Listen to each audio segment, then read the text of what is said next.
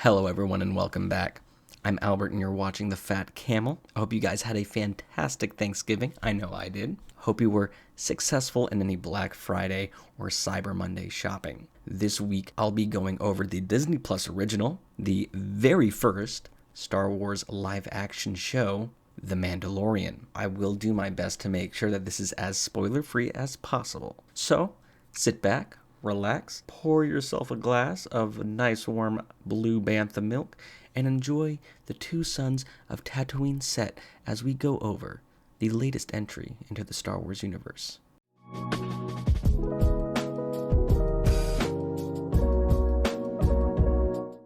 Ever since Disney bought out Star Wars in 2012, most fans would agree that it's been in a weird spot, with 6 films, a bunch of canon to take inspiration from, and the resources that a multimedia empire like Disney has at its disposal.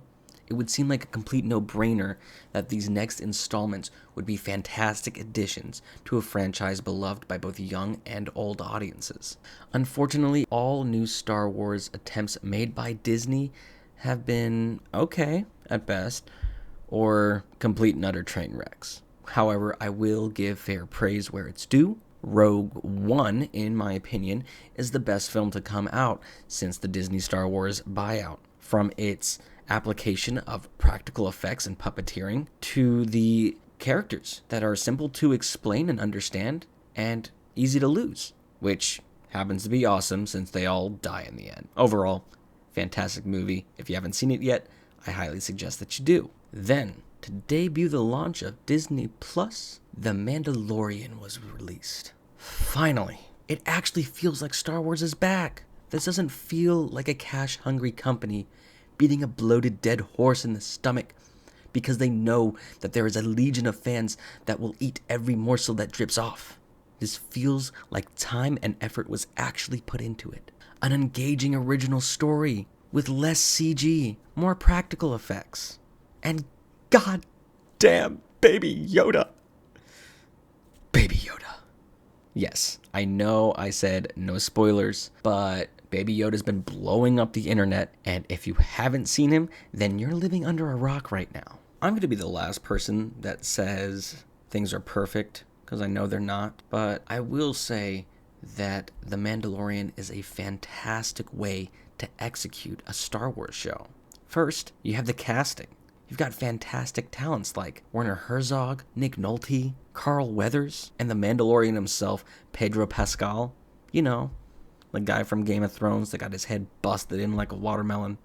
Yeah, now you remember that guy. Secondly, the direction and writing for The Mandalorian is great. Like most shows nowadays, they do have multiple people filling in these roles, but the most involved would include Deborah Chow, who's responsible for directing shows like Mr. Robot, American Gods. She's also slated to direct the Obi-Wan series that's also going to go on Disney+. Then you've got Dave Filoni, who literally was responsible for all the Star Wars animated series that are out. I'm talking Rebels, Star Wars Resistance, and a personal favorite of mine, The Clone Wars. If you are a Star Wars fan and you haven't seen Clone Wars, you have to watch that. I can't stress that more. And then, last but not least, you got Jon Favreau. And if you're familiar with that name, he was the guy that played Happy Hogan in the Iron Man movies. He was also instrumental in constructing what we know today as the Marvel Cinematic Universe, or the MCU, and he had a big role to play in this show. Let's not forget Ludwig Göransson. I hope I'm pronouncing that right, but this is the guy that made some spectacular composition for the show. I gotta applaud him here because he makes it sound just like a spaghetti western, but at the same time, it's got that Star Wars-y feel to it. It is truly fantastic. It really does help tie the show together. So overall, the series has a ton of talent, and it shows. The show is best described as a space western, comparable to Cowboy Bebop or Firefly. It's a very small genre because it doesn't have high demand. So you're not going to see these shows that often. And it's not just because people don't want to watch this genre. It's mostly because they don't really know it exists or they don't give it a try.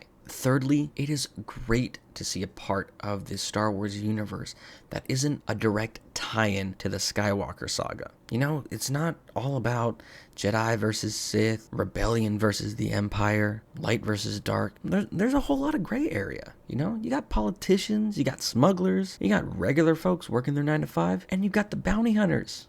It also takes place 5 years after the Empire has fallen, so you get to see how the galaxy actually reacted to that monumental event. This show has been a complete blast so far, and it's really accessible as well. Disney Plus is one of the cheapest streaming services, running you only $7 a month. Not to mention, it has all of the Star Wars movies, except The Last Jedi, if I'm correct, and all of the Star Wars shows as well. So it's a great accompaniment to The Mandalorian. In total, it's a very entertaining show. I look forward to the episodes coming out every single Friday. Unfortunately, it's also a short show. There's only 8 episodes in the first season, and they average to be around 30 to 40 minutes long. Waiting every week for another episode to come out feels like torture, but at the same time, it's something I greatly appreciate it. Streaming platforms like Prime and Netflix have got us accustomed to binging entire seasons the moment they come out. But even though that may be very convenient to us, we lose something very important in the TV show watching experience. The anticipation. You know, waiting an entire week for the next episode to come out gives you time to talk to your friends and family, guess and theorize about what's going to happen next. I personally love talking to my friends about this show, just throwing out crazy ideas that probably aren't going to happen, but it does make a really good time, and that's something we lose when series are released all at once. Let's close this out. Mandalorian, great show. You should definitely watch. I just want to take this last part of the video to thank everyone that supported me so far. Within my first month, my YouTube channel has hit over 30 subscribers, and both of my videos are almost at 100 views. Both of these things I did not expect to happen so quickly, so again, thank you everyone for that. If you want to continue support, please share the video, that way more people can see. If you haven't already, subscribe to the YouTube channel. Follow me on Twitter, Facebook, and subscribe to my Twitch. All of those help out very much. And last thing, before I wrap this up, what are your thoughts on Baby Yoda? I want to hear what people think about him. Thank you so much for watching. My name is Albert, signing off for The Fat Camel. Have a good day.